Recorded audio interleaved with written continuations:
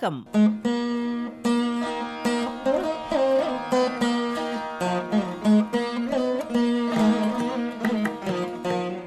அங்கக வேளாண்மை தொடர் நிகழ்ச்சி.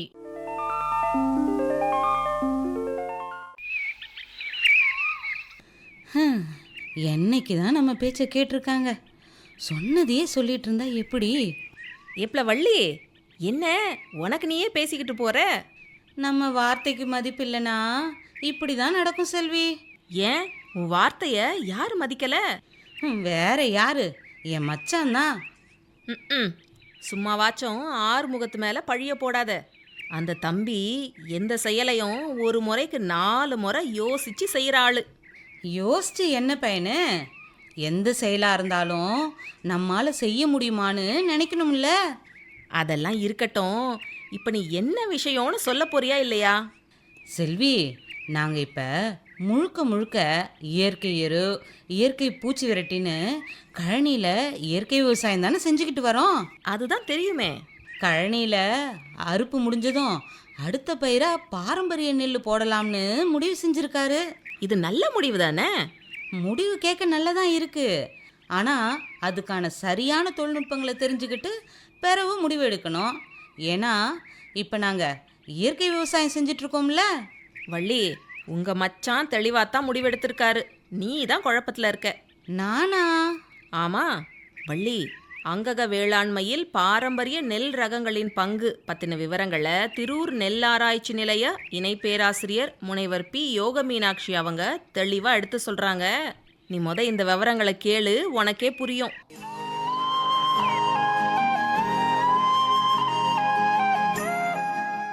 அங்கக வேளாண்மை முக்கியமாக எதனாலெல்லாம் நம்ம செய்யணும், அதோட நன்மைகள் என்ன அப்படின்னு சொல்லிட்டு பார்த்தோன்னாக்க, இன்றைக்கி இருக்கக்கூடிய கால சூழ்நிலைகளில் சுற்றுப்புற சூழல் பாதிப்பை தடுக்கிறதுக்கு முக்கியமாக உதவி செய்து, விளைவிக்கப்பட்ட பொருட்கள் ஊட்டச்சத்து மிக்கதாகவும் தரமானதாகவும் இருக்கிறதுனால ஆரோக்கியத்தை பேணி பாதுகாக்கிறதுல முக்கிய பங்காற்றுகிறது.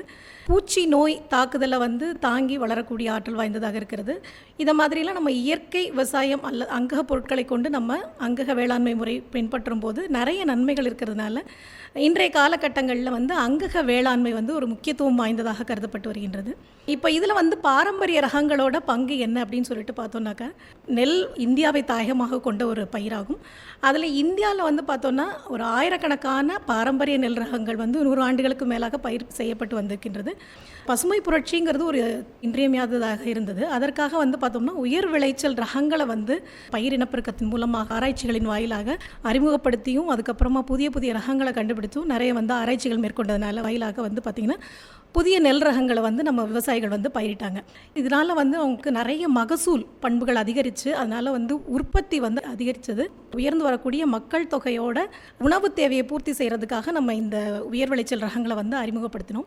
இப்போ ஆனால் நம்ம பாரம்பரிய நெல் ரகங்கள்னு நம்ம சொல்கிறோம் இல்லையா, இந்த பாரம்பரிய நெல் ரகங்கள் எல்லாமே ஒரு ஆயிரக்கணக்கான நெல் ரகங்கள் இந்தியாவை பொறுத்த வரைக்கும் இருந்து வந்தது. ஆனால் அதோட சாகுபடி பரப்பளவு பெரிதளவில் குறைந்து போயிட்டது. இன்றைய காலகட்டத்தில் நிறைய ரகங்களை விவசாயிகள் குறைந்த இடத்துல மட்டும்தான் சாகுபடி செஞ்சு வராங்க. ஆனால் இப்போ இருக்கக்கூடிய கன்சூமர் அவேர்னஸ்னால விவசாயிகள் திரும்பவும் பாரம்பரிய நெல் ரகங்கள் சாகுபடிக்கு ஒரு முக்கியத்துவம் கொடுக்குறாங்க.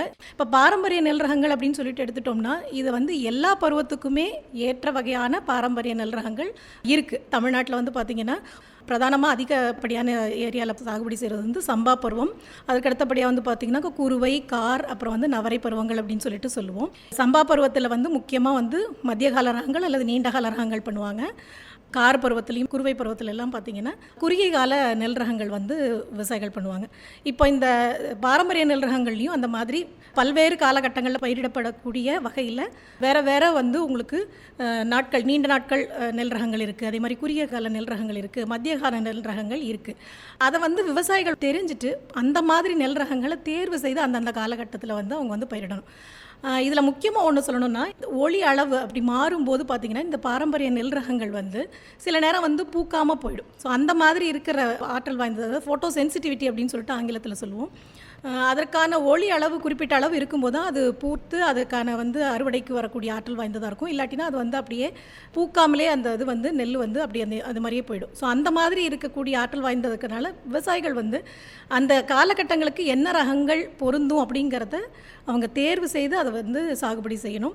நம்ம முன்னோர்கள் வந்து பார்த்தோன்னு சொன்னாங்கன்னா நம்ம எளிதாக வந்து கண்டுபிடிக்கக்கூடிய அளவில் இந்த குறுகிய கால நெல் ரகங்கள் அப்படின்னு சொல்லிட்டு சொன்னாலே ஒரு பூங்கார், சித்திரைக்கார் அப்படின்னு சொல்லிட்டு அந்த பருவத்தையும் சேர்த்தே வந்து அதில் வந்து இணைத்து காரண பெயர்களாக கொடுத்துருப்பாங்க. அந்த மாதிரி நம்ம தெரிஞ்சுக்கலாம்.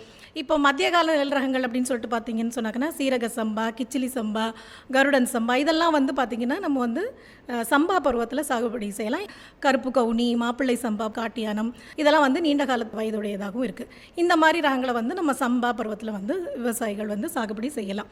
இப்போ வந்து மாப்பிள்ளை சம்பா அப்படின்னு சொல்லிட்டு ஒரு நெல் ரகம், இது வந்து மருத்துவ குணங்கள் வாய்ந்த நெல் ரகங்களில் வந்து முக்கியமானதாக வந்து கருதப்படுது. தமிழ்நாட்டை பொறுத்த வரைக்கும் மாப்பிள்ளை சம்பா, கருப்பு கவுனி போன்ற நெல் ரகங்கள் வந்து பெரிதும் விரும்பப்படுறதுனால இந்த மாப்பிள்ளை சம்பா அப்படின்னா என்னென்னு தெரிஞ்சுக்கலாம். இந்த மாப்பிள்ளை சம்பா அதில் வந்து பார்த்திங்கன்னா அதிக வலிமை மற்றும் உடல் எடை கொடுக்கக்கூடிய ஆற்றல் வாய்ந்ததுனால இளைஞர்களுக்கு வந்து பரிந்துரைக்கப்படுற ஒரு ரகமாக இருக்கிறதுனால இதுக்கு பேரே வந்து மாப்பிள்ளை சம்பா அப்படின்னு சொல்லிட்டு வச்சுருக்கிறாங்க. இதில் மருத்துவ குணங்கள்னு பார்த்தோம்னாக்கா வாய்ப்புண் மற்றும் வயிற்றுப்புண் ஆற்றக்கூடிய சக்தி, செரிமானத்தை அதிகரிக்கும் சக்தி, சர்க்கரை நோயாளிகளுக்கு வந்து பார்த்திங்கன்னா குறைந்த அளவு சர்க்கரை உயர்த்தல் குறியீடு அப்படின்னு சொல்லிட்டு சொல்லுவோம். அது இருக்கிறதுனால இந்த சர்க்கரை நோயாளிகளுக்கும் வந்து பரிந்துரைக்கப்படுகிறது. அது மாதிரி பார்த்திங்கன்னா இதில் அதிக புரதச்சத்து இருக்குது, ஆற்றல் இருக்குது, நார்ச்சத்து இருக்குது. இது மாதிரி நிறைய வந்து மருத்துவ குணங்கள் இருக்குது. 150 நாள் 60 நாளில் வரக்கூடியது. சம்பா பருவத்தில் வந்து சாகுபடி செய்யலாம்.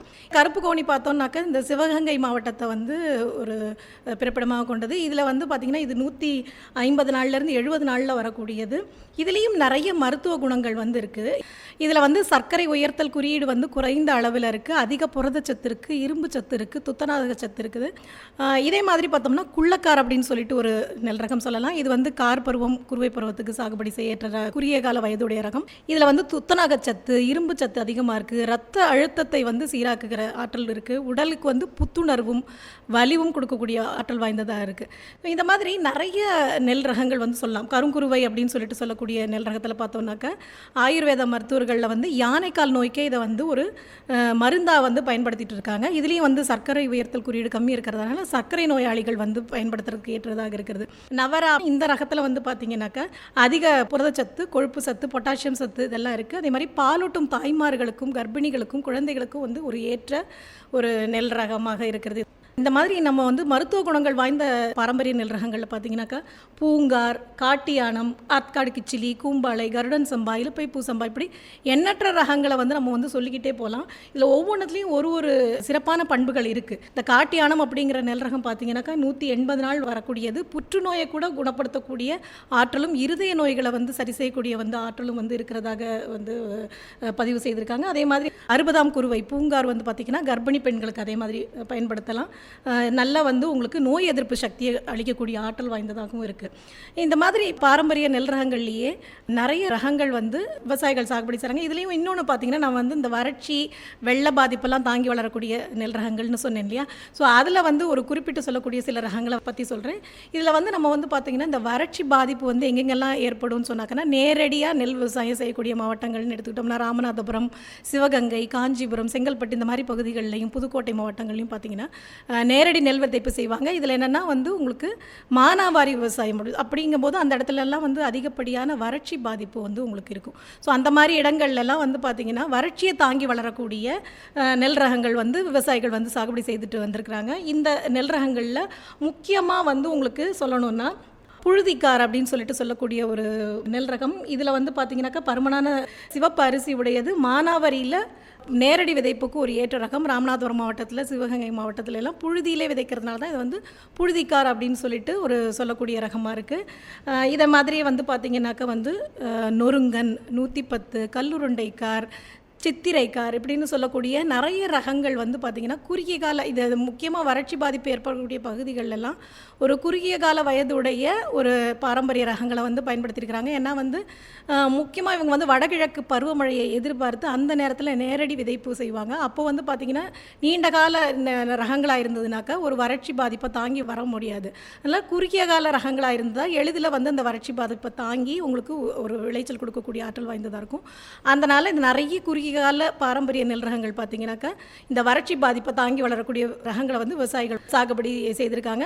இதில் என்னென்னா எல்லாத்துலேயுமே இந்த வறட்சி பாதிப்பு இருக்கக்கூடிய நெல் ரகங்கள் எல்லாம் பார்த்தீங்கன்னா வேர் அமைப்பு வந்து முக்கியமாக பார்க்கலாம். வேர் அமைப்பு வந்து உங்களுக்கு யூஸ்வலாகவே நெல்லை பொறுத்த வரைக்கும் ஒரு 15லேருந்து 30 சென்டிமீட்டர் அளவுக்கு தான் வந்து அந்த வேர் அமைப்பு இருக்கும்.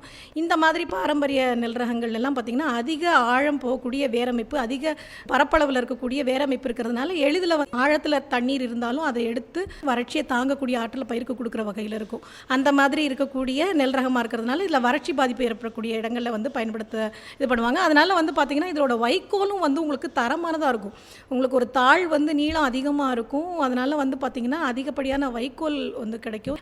இதை தவிர பார்த்திங்கன்னு சொன்னாங்கன்னா அந்த கலர் ஒரு பாதிப்பை தாங்கி வளரக்கூடிய நெல் ரகங்கள் நம்மக்கிட்ட இருந்திருக்கு. காலா நமக் அப்படின்னு சொல்லக்கூடிய ஒரு ரகம், அதே மாதிரி கலர்பாலை அப்படின்னு சொல்லக்கூடிய ஒரு ரகம். இந்த ரகம் வந்து பார்த்திங்கனாக்கா இந்த கலர் ஒரு பாதிப்பை தாங்கி வளர்னாலேயே அது வந்து கலர்பாலை அப்படின்னு சொல்லிட்டு நம்ம வந்து சொல்கிறோம். இது வந்து பார்த்திங்கன்னா 120 நாளில் வந்து உங்களுக்கு நவரை பருவத்தில் வந்து சாகுபடி செய்யலாம். அதிக தண்ணீர் தேக்கம் இருந்ததுன்னா அதுக்கு தாங்கி வளரக்கூடிய நெல் ரகங்கள் இருக்கான்னு சொல்லிட்டு பார்த்தோம்னா இரவைப்பாண்டி, பிச்சாவாரி அப்படின்னு சொல்லக்கூடிய நெல் ரகங்கள்லாம் வந்து இருக்குது. இது வந்து இந்த வெள்ள பாதிப்பையே வந்து தாங்கி வளரக்கூடிய, அது மாதிரி காட்டியானம் அப்படின்னு சொல்லக்கூடிய நெல் ரகமும் வந்து குறிப்பிட்டு சொல்லலாம். இதில் வந்து அதிக உயரம் வரும். அதாவது 30 சென்டிமீட்டர் அளவுக்கு தண்ணீர் தேக்கி நின்னாக்க கூட அதை கூட வந்து உங்களுக்கு ஒரு 15லேருந்து 30 நாள் வரைக்கும் தாங்கி அதுக்கப்புறமா ஒரு மகசூல் தரக்கூடிய ஆற்றல் வாய்ந்த நெல் ரகங்களாக இது வந்தெல்லாம் இருக்குது. இதை தவிர வந்து பார்த்திங்கனாக்கா நிறைய பாரம்பரிய நெல் ரகங்கள் வந்து உயர்தர உணவு வகைகள் செய்வதற்கும் வந்து ஏற்ற வகையில் இருக்கக்கூடிய பாரம்பரிய நெல் ரகங்களும் இருக்குது. நமக்கே நல்லா தெரியும் இந்த ஜீரக சம்பா, ஆற்காடு கிச்சிலி சம்பா, இந்த மாதிரியெல்லாம் நம்ம நெல் ரகங்கள் நம்ம கேட்டிருப்போம். இதில் வந்து நம்ம வந்து வட மாநிலங்களில் இருக்கக்கூடிய நல்ல நெல் ரகங்களும் இருக்குது.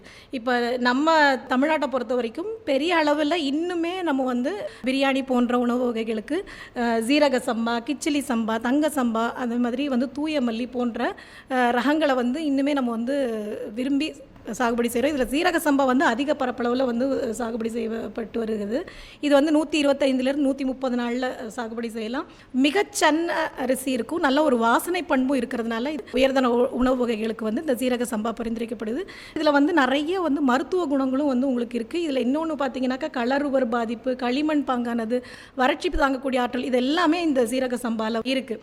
அந்த மாதிரி தூய மல்லி அப்படின்னு சொல்லிட்டு நம்ம ஒன்று சொன்னோம் இல்லையா, இது நல்ல வெள்ளை நிறத்தில் மல்லிகை பூ மாதிரி நல்ல வெள்ளை வெளியேறு இருக்குமா சமைத்த சாதம். இதிலும் வந்து பார்த்தீங்கன்னாக்கா நல்லா வந்து பூச்சி நோய் தாக்குதல் வந்து தாங்கி வளரக்கூடிய ஆற்றல் இருக்குது. அதே மாதிரி நேரடி நெல் விதைப்புக்கும் பயன்படுத்தலாம். இந்த மாதிரி நிறைய வந்து உங்களுக்கு உயர்தர உணவு வகைகளுக்கு ஏற்ற நெல் ரகங்களும் வந்து வழக்கத்தில் வந்து சாகுபடியில் இருக்குது. இதில் நம்ம சொல்லும் போது வடக்கு மாநிலங்கள் அப்படின்னு சொல்லிட்டு சொல்கிறோம் இல்லையா, இதில் வந்து முக்கியமாக வந்து பார்த்தோம்னா பாசுமதி அப்படின்னு சொல்லிட்டு நம்ம இன்றைக்கும் வந்து அதிக அளவில் ஏற்றுமதி செய்யக்கிறதுக்கே ஏற்ற வகையான ஒரு இது வந்து நம்ம இந்தியாவோட பாரம்பரியமாக கொண்ட ஒரு ரகம். இதுவும் வந்து பார்த்திங்கன்னா பாரம்பரிய நெல் ரகம் தான். இதில் வந்து 180 நாளில் வரும்.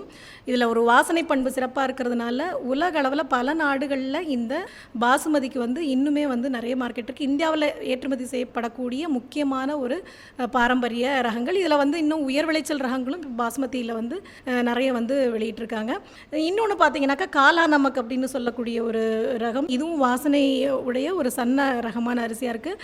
இமாலய மலைத்தொடர் பகுதிகளை வந்து இது வளர்க்கக்கூடியது.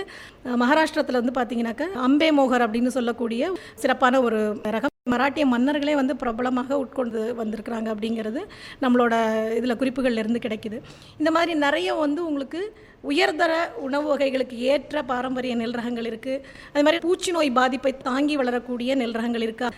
முக்கியமாக வந்து நெல்லை தாக்கக்கூடிய குருத்து பூச்சி, கதிர்நாவாய் பூச்சி, இலை கருகல் நோய், இதெல்லாம் தாங்கி வளரக்கூடிய ஆற்றல் வாய்ந்த ரகமாக வந்து பார்த்திங்கன்னா கள்ளி மடையான் அப்படின்னு சொல்லிட்டு ஒரு நெல் ரகம் வந்து கண்டுபிடிச்சிருக்காங்க. அதே மாதிரி புகையான் மற்றும் கதிர்நாவாய் பூச்சியோட தாக்குதலை தாங்கி வளரக்கூடிய ஆற்றல் வாய்ந்ததாக வந்து நீலன் சம்பா அப்படின்னு சொல்லிட்டு ஒரு நெல் ரகம். குருத்து பூச்சி, இலை சுருட்டு புழு தாக்குதலை தாங்கி வளரக்கூடிய ஆற்றல் வாய்ந்ததாக வந்து நொருங்கன், கல்லுருண்டைக்கார் போன்ற நெல் ரகங்கள் வந்து இந்த மாதிரி நிறைய நெல் ரகங்கள் வந்து இந்த மாதிரி பூச்சி நோய் பாதிப்பையும் தாங்கி வளரக்கூடிய ஒரு நெல் ரகங்களும் நம்மக்கிட்ட இருக்குது. இப்போ அதனால தான் வந்து ஆராய்ச்சி பணிகள்லையும் கூட வந்து தமிழ்நாடு வேளாண்மை பல்கலைக்கழகமும் மற்ற ஆராய்ச்சி நிறுவனங்களும் கூட இந்த சிறந்த மருத்துவ பண்புகள் மற்றும் பூச்சி நோய் பாதிப்பு, அதே மாதிரி வந்து வறட்சி போன்ற வெள்ளம் பாதிப்பை தாங்கி வளரக்கூடிய நெல் ரகங்களில் அதில் இருக்கக்கூடிய உயர் பண்புகளை வந்து உட்புகுத்தி உயர் விளைச்சல் ரகங்கள் வந்து கண்டறியக்கூடிய ஆராய்ச்சி பணிகளும் வந்து நம்ம மேற்கொண்டு வருகிறோம். இந்த பாரம்பரிய நெல் ரகங்களில் வந்து நம்ம அதிகப்படியான ரசாயன உரங்கள் பயன்படுத்தினா அதனால் வந்து மகசூல் மேம்படுத்தப்படுமானா கிடையாது. ஏன்னா இதில் வந்து அதுக்கான ஆற்றல் வந்து கிடையாது. நிறைய வந்து ரசாயன உரங்கள் பயன்படுத்தும் போது இதில் வந்து அதிக வளர்ச்சி ஏற்பட்டு சாய்ந்து போகக்கூடிய தன்மை வாய்ந்ததாக இருக்குமே தவிர இதில் வந்து மகசூல் வந்து அதிகப்படியாக கிடைக்கிறதுக்கூட வாய்ப்பு கிடையாது. அதனால் வந்து பார்த்தோம்னா நம்ம இயற்கை சார்ந்த எரு, மக்கிய தொழு உரம், பசுந்தாள் உரங்கள் இதை மாதிரி பயன்படுத்தி பலதானிய பயிர்களை வந்து இட்டு மடக்கி உழுதல், இந்த மாதிரி நம்ம வந்து உயிர் உரங்கள், மண்புழு உரங்கள்லாம் பயன்படுத்தி அடி உரமாக பயன்படுத்தலாம். உயிர் உரங்களை கொண்டு விதை நேர்த்தி செய்யலாம். திருந்திய நெல் சாகுபடி முறை வந்து தாராளமாக பயன்படுத்தலாம்.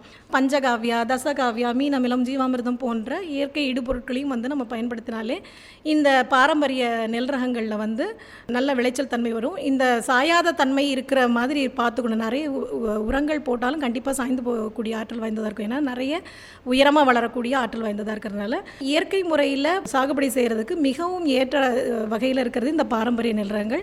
மதிப்பு கூட்டி வந்து விற்பனை செய்யும் பொழுது உங்களுக்கு அதிகமான வருமானமும் கிடைக்கிறதுக்கான வாய்ப்பு இருக்கிறதுனால விவசாயிகள் வந்து இந்த பாரம்பரிய நெல் ரகங்களை சாகுபடி செய்து பயன்பெறணும்னு கேட்டுக்கிறேன்.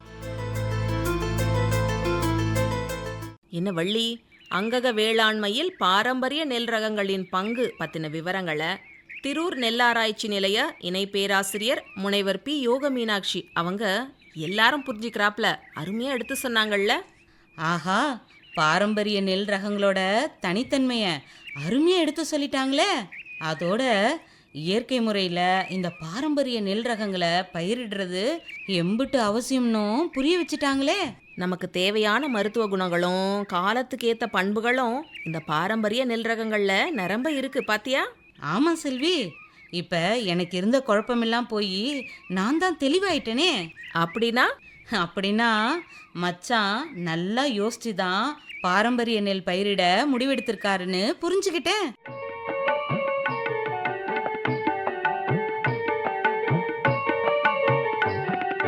வளைத்த நிலத்தில் வளத்தை சேர்த்து கூட்ட வேணும் நல்ல தரம். உழைத்த கையில் இருப்பது இப்ப ஊட்டமேற்றிய தொழு உரம். வளைத்த நிலத்தில் வளத்தை சேர்த்து கூட்ட வேணும் நல்ல தரம். உழைத்த கையில் இருப்பது இப்ப ஊட்டமேற்றிய தொழு உரம்.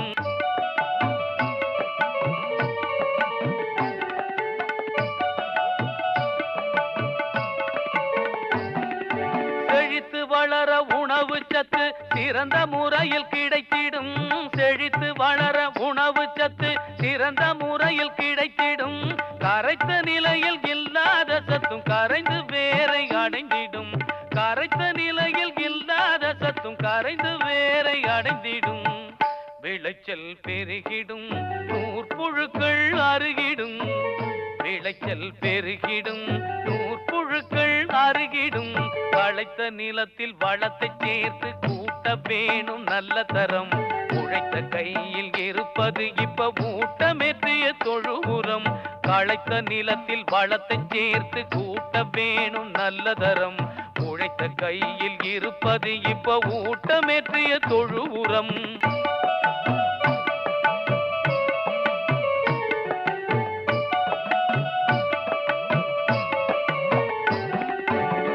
குவியல 300 கிலோ தொழு உரத்தை போட்டு முறியட்ட பொட்டாஷோடு கலந்துடு சூப்பர் பாஸ்பேட். காத்து புகாமலே சேர்த்தால் மெழுகி காத்திரு 30 நாள். காத்து புகாமலே சேர்த்தால் மெழுகி காத்திரு 30 நாள். ஊட்டமேற்றிய தொழு உரம் போட்டு பார்த்துட்டு அப்புறம் கேளு.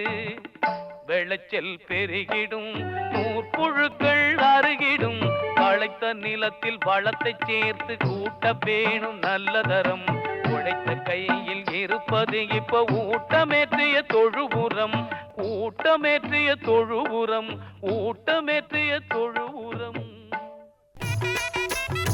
இனி தொடர்வது வேளாண் செய்திகள்.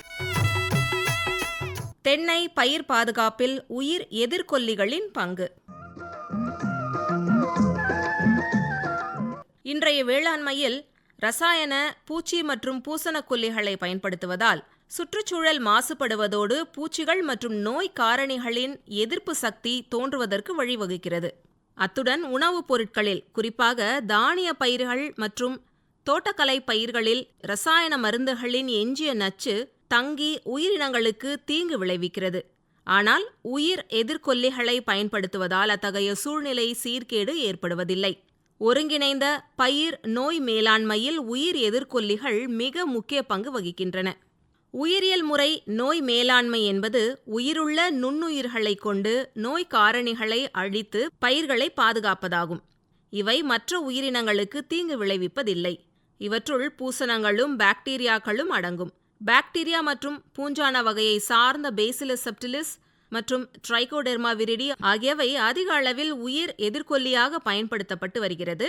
நடைமுறை விவசாயத்தில் பயிர்களின் வேர், இலை மற்றும் மண் மூலமாக பரவும் நோய்கள் பெரும் பாதிப்பை உண்டாக்குகின்றன.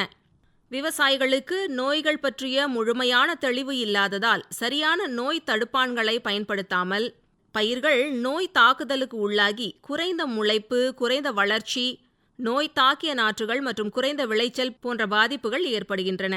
நோய் தாக்குதல் அதிகம் ஏற்படும் சூழ்நிலையில் பயிர்கள் முழுவதுமாக பாதிக்கப்பட்டு முழுமையாக பயிர் இழப்பு ஏற்படுகின்றன. ரசாயன பூஞ்சான கொல்லிகளை விட இந்த நுண்ணுயிர் நோய் தடுப்பான்களை கொண்டு நிவர்த்தி செய்யலாம். தென்னையில் குருத்தழுகல், அடித்தண்டழுகல், சாறு வடிதல், இலைக்கருகல், சாம்பல் இலைப்புள்ளி, கேரளா வேர்வாடல் நோய் மற்றும் இலை அழுகல் ஆகியவை முக்கியமாக தோன்றக்கூடிய நோய்களாகும். இதனால் விளைச்சல் இழப்பு பெரிதும் ஏற்படுகிறது. இத்தகைய சூழ்நிலையில் நோய்களிலிருந்து தென்னையை பாதுகாப்பது என்பது மிக முக்கியமாக கருதப்படுகிறது. ஆகையால் உயிர் எதிர்கொல்லிகளான பேசிலஸ் சப்டிலிஸ் மற்றும் ட்ரைகோடெர்மா விரிடி ஆகியவற்றை பயன்படுத்தி தென்னையை நோய் தாக்குதல்களிலிருந்து பாதுகாக்கலாம். தென்னையை தாக்கும் முக்கிய நோய்களை பற்றி தெரிந்து கொள்ளலாம். முதலில் குருத்தழுகல் நோய்.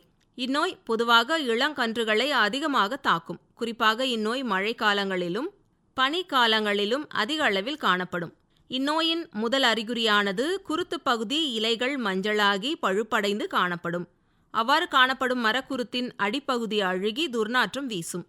இவ்வாறு பாதிக்கப்பட்ட குருத்து பகுதியை இழுத்தால் எளிதாக குருத்து வெளியே வந்துவிடும். தென்னை அடி தண்டழுகல் நோய் அல்லது தஞ்சாவூர் வாடல் நோய். இந்நோய் தஞ்சாவூர் மாவட்டத்தில் முதலில் பரவி பெருமளவு விளைச்சலை பாதித்ததால் இந்நோய் தஞ்சாவூர் வாடல் நோய் என்றும் தென்னை அடித்தண்டழுகல் நோய் என்றும் அழைக்கப்படுகிறது. முக்கியமான அறிகுறியாக முதலில் அடி மட்டைகள் மஞ்சளாகி மரத்துடன் ஒட்டி தொங்கிக் கொண்டிருக்கும். மேலும் மரத்தின் அடித்தண்டு பகுதியில் செம்பழுப்பு நிற சாறு வடிந்து பின்பு காய்ந்து காணப்படும். நோய் முற்றிய நிலையில் மழைக்காலங்களில் தண்டின் அடிப்பகுதியில் காளான் போன்று நோய் காரணியின் பூஞ்சான வித்து காணப்படும். இந்த அறிகுறிகள் தென்பட்ட மரம் 1.5 ஆண்டிற்குள் இறந்துவிடும். அடுத்து சாறு வடிதல் நோய் பற்றி தெரிந்து கொள்ளலாம். இந்நோய் மரத்தின் தண்டு பகுதியை சுற்றியே காணப்படும். மரத்தின் தண்டு பகுதியில் இருந்து மரத்தின் மேற்பகுதி வரை சிறிய வெடிப்புகள் தென்படுவதுடன் அதிலிருந்து செம்பழுப்பு நிறச்சாறு வடியும். நோய் முற்றிய நிலையில் தண்டு பகுதி முழுவதும் சேதமடைந்து மரம் சரிந்துவிடும். இலைக்கருகல் நோய். இந்நோய் தமிழ்நாட்டில் பொள்ளாச்சி பகுதியில் அதிகமாகவும் பிற மாவட்டங்களில் இந்நோயின் தாக்குதல் குறைவாகவும் காணப்படுகிறது. இந்நோய் இளங்கன்றுகள் மற்றும் முதிர்ந்த மரங்களை தாக்கும். இந்நோயின் அறிகுறியானது இலை, மட்டை மற்றும் காய்களிலும் காணப்படும். முதலில் இந்நோய் இலையின் நுனியில் ஆரம்பித்து பின்பு இலையின் அடிமட்டை வரை செல்லும். இலையின் நுனி பகுதி கருகி சுருங்கி பின்பு கீழ்நோக்கி வளைந்து சாம்பல் நிறத்தில் காணப்படும். நோயின் தாக்குதல் அதிகமாகும் போது இலைகள் காய்ந்து கருகிய தோற்றத்துடன் காணப்படும். கோடை காலங்களில் இந்நோயின் தாக்கம் அதிகமாக காணப்படும். காய்களின் நுனிப்பகுதியில் பழுப்பு நிற புள்ளிகள் தோன்றி நாளடைவில் பெரும்பாலான பகுதிகளை பூஞ்சானம் ஆக்கிரமித்துக் கொள்ளும். இதனால் காய்கள் சுருங்கி காணப்படும். அடுத்து இலைப்புள்ளி அல்லது சாம்பல் இலைப்புள்ளி நோய் பற்றி தெரிந்து கொள்ளலாம். இந்நோய் பொதுவாக முதிர்ந்த இலைகளில் காணப்படும். முதலில் சாம்பல் நிற வட்ட வடிவ புள்ளிகள் தோன்றி பின்பு இப்புள்ளிகள் ஒன்றோடு ஒன்று கலந்து இலையின் பெரும் பகுதியை பாதிக்கும். நாளடைவில் இப்புள்ளியின் மையப்பகுதியில் கருமை நிற பூஞ்சான வித்துக்கள் காணப்படும். கேரளா வேர்வாடல் நோய். இந்நோய் பாதிக்கப்பட்ட தென்னை மரத்தில் உள்ள மட்டைகளின் இலைகள் மஞ்சள் நிறமாக மாறி இலை மடல்களின் ஓரங்கள் கருகி கீழ்நோக்கி வளைந்து காணப்படும்.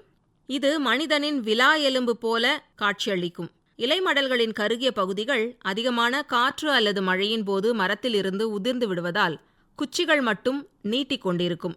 இந்த 2 அறிகுறிகளும் நோய் முற்றிய நிலையில் உள்ள மரங்களில் அதிகமாக காணப்படும். அடுத்து இலை அழுகல் நோய். பொதுவாக இந்நோய் வேர்வாடல் நோயுடன் சேர்ந்தே காணப்படும். வேர்வாடல் நோயால் பாதிக்கப்பட்ட மரம் பலவீனமடைந்து காணப்படுவதால் பல பூஞ்சானங்களின் தாக்குதலுக்கு உட்படுவதால் இலை அழுகல் நோய் ஏற்படுகிறது. இந்நோய் காற்றில் உள்ள பூஞ்சானங்களால் ஏற்படுகிறது. இந்நோயால் தளிர் இலைகள் நுனியிலிருந்து கருகத் தொடங்கும். நோய் கடுமையாகும் போது இலையில் இணுக்குகள் முழுவதும் பாதிக்கப்பட்டு இலை காம்பின் நுனி கருகி பொடிந்து காணப்படும். இந்நோய் அனைத்து வயது மரங்களையும் தாக்கும். இனி உயிரியல் முறையில் நோய் கட்டுப்பாடு பற்றி தெரிந்து கொள்ளலாம். ட்ரைகோடெர்மா ஆஸ்பரில்லம் என்பது பூசண வகையைச் சேர்ந்த உயிர் எதிர்கொல்லியாகும். இதனை பவுடராக தயாரித்து ஆழியாறில் உள்ள தென்னை ஆராய்ச்சி நிலையத்தில் விற்பனை செய்யப்பட்டு வருகிறது. இந்த பவுடரை 120 நாள் வரை வைத்து பயன்படுத்தலாம். இதனால் மரத்தினை மண் மற்றும் வேர் மூலம் பரவும் நோய்களிலிருந்து அதன் ஆயுட்காலம் முழுவதும் பாதுகாக்கலாம். ட்ரைகோடெர்மா ஆஸ்பரில்லம் பயிர் நோய்களை நேரடியாகவும் மறைமுகமாகவும் கட்டுப்படுத்துகிறது. ட்ரைகோடெர்மா ஆஸ்பரில்லம் நோய்க்கிருமிகளை எதிர்த்து அழிப்பதுடன் தென்னை மரத்தின் வேர் மற்றும் வளர்ச்சிக்கு தேவையான ஹார்மோன்கள் மற்றும் பிற வளர்ச்சி ஊக்கிகளை சுரப்பதினால் மரத்தின் வளர்ச்சி மற்றும் விளைச்சலை அதிகரிக்க செய்கிறது. ட்ரைகோடெர்மா ஆஸ்பரில்லம் பிற பாக்டீரியா நுண்ணுயிர் உரங்களுடனும் பிற நுண்ணுயிர் நோய் தடுப்பான்களுடனும் கலந்து பயன்படுத்தலாம். பேசிலஸ் சப்டிலிஸ் இது பயிர்களுக்கு நன்மை தரக்கூடிய பாக்டீரியா வகையைச் சார்ந்தது. பேசிலஸ் சப்டிலிஸ் நோய்களை சிறப்பாக கட்டுப்படுத்துகிறது. தென்னையில் நோய்களை நேரடியாகவும் மறைமுகமாகவும் கட்டுப்படுத்துகிறது. மேலும் இது வளர்ச்சியை ஊக்குவிக்கும் ஹார்மோன்களை சுரந்து தென்னையின் வளர்ச்சியை அதிகரிக்கும். ஆழியாறில் உள்ள தென்னை ஆராய்ச்சி நிலையத்தில் பேசிலஸ் சப்டிலிஸ் உயிர் எதிர்கொல்லி விற்பனை செய்யப்படுகிறது. இனி பயன்படுத்தும் முறையினை தெரிந்து கொள்ளலாம். 100 கிலோ மக்கிய தொழு உரத்துடன் 1 கிலோ பேசிலஸ் சப்டிலிஸ் மற்றும் 1 கிலோ ட்ரைகோடெர்மா ஆஸ்பரில்லம் கலந்து 2 நாட்கள் இடைவெளியில் மறு கலப்பு முறையில் கலந்து நிழலில் வைத்து பின்பு தென்னங்கீற்றால் மூடிவிட வேண்டும். ஒவ்வொரு முறை கலக்கும் போதும் ஈரப்பதம் இருக்கும்படியாக பார்த்து கொள்ள வேண்டும். ஈரப்பதம் இல்லை என்றால் தண்ணீர் தெளித்து பின்பு கலக்க வேண்டும். இவ்வாறு கலந்த கலவையை 25 நாட்கள் வைப்பதால் உயிர் எதிர்கொல்லிகளின் எண்ணிக்கை அதிகரிக்கும். மரத்திற்கு 10 கிலோ என்ற அளவில் 6 மாதத்திற்கு ஒரு முறை மண்ணில் இட வேண்டும். கோகோகான் கேரளா வேர்வாடல் நோயை கட்டுப்படுத்த ஒருங்கிணைந்த நோய் மேலாண்மை முறைகளுடன் தமிழ்நாடு வேளாண்மை பல்கலைக்கழகத்தின் கோகோகான் தாய் நுண்ணுயிரி கலவையிலிருந்து பெருக்கம் செய்யப்பட்ட நுண்ணுயிரி கலவையை 2 லிட்டருடன் 8 லிட்டர் தண்ணீர் கலந்து வேர்பகுதி நன்கு நனையுமாறு ஊற்ற வேண்டும். இம்முறையை 3 மாத இடைவெளியில் தொடர்ந்து செயல்படுத்த வேண்டும். இவற்றை பயன்படுத்தும் பொழுது நாம் கவனத்தில் கொள்ள வேண்டியவை: உயிர் எதிர்கொல்லி கலவையை மற்ற பூஞ்சான கொல்லிகள் மற்றும் பூச்சிக்கொல்லி மருந்துகளுடன் கலத்தல் கூடாது. இந்த கலவையை தயாரித்து 4 மாதங்களுக்குள் பயன்படுத்த வேண்டும். இந்த கலவையை மற்ற உயிர் உரங்களுடன் கலந்து இடலாம். இனி இவற்றின் பயன்கள் பற்றி தெரிந்து கொள்ளலாம். இது தென்னை மரங்களின் வளர்ச்சி மற்றும் விளைச்சலை அதிகரிக்கும். தென்னை மரங்களின் நோய் எதிர்ப்பு திறனை அதிகரிக்கும். மண்ணில் உள்ள அங்கக பொருட்களை பயன்படுத்தி பல மடங்காக பெருகி மரங்களுக்கு பாதுகாப்பை நீண்ட காலத்திற்கு அளிக்கும். இதர உயிரினங்களுக்கும் தோட்டத்தில் உள்ள மண் புழுக்களுக்கும் தீமை விளைவிப்பது இல்லை. எனவே தென்னை விவசாயிகள் இதுபோன்ற உயிர் எதிர்கொல்லிகளின் நன்மைகளை அறிந்து பயன்படுத்திக் கொள்ளுமாறு கேட்டுக்கொள்கிறோம். இதுவரை வேளாண் செய்திகள் கேட்டீர்கள்.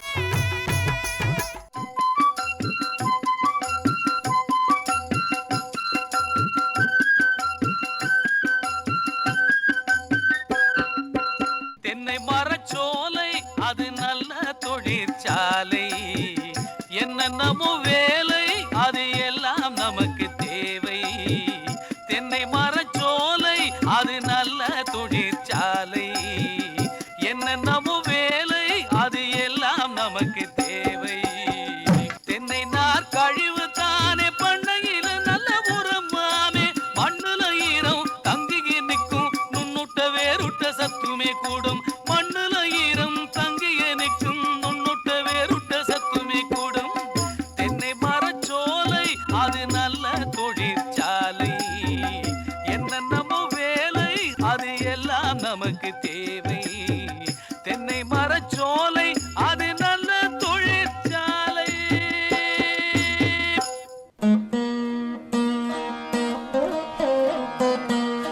அமைப்பில் உதவி வி. உஷா.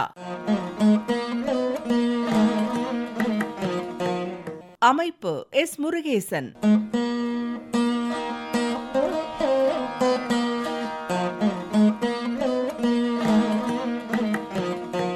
இத்துடன் இன்றைய உழவர் உலகம் நிகழ்ச்சி நிறைவு பெறுகிறது.